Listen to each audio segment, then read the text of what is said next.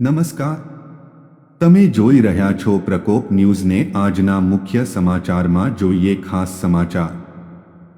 પહેલગામ આતંકી હુમલાને વખોડી બોડેલી હિન્દુ મુસ્લિમ વેપારીઓ અને આગેવાનોએ સજ્જડ બંધ પાડ્યો. 22 એપ્રિલના રોજ કાશ્મીરના પહેલગામમાં થયેલ આતંકવાદીઓ દ્વારા ઘાતકી હુમલાને લઈને દેશભરમાં રોષ જોવા મળી રહ્યો છે, જેને લઈને આજે બોડેલી બજાર બંધ પાડીને વિરોધ નોંધાવવામાં આવ્યો.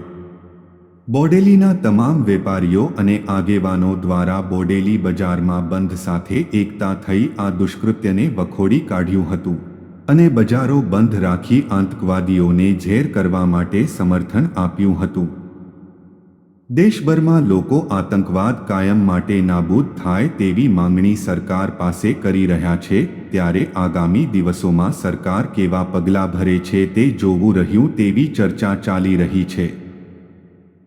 સંપાદન નટુભાઈ પરમાર, છોટાઉદેપુર. ફરી મળીશું નવા સમાચારો સાથે. જોતા રહો પ્રકોપ ન્યૂઝ.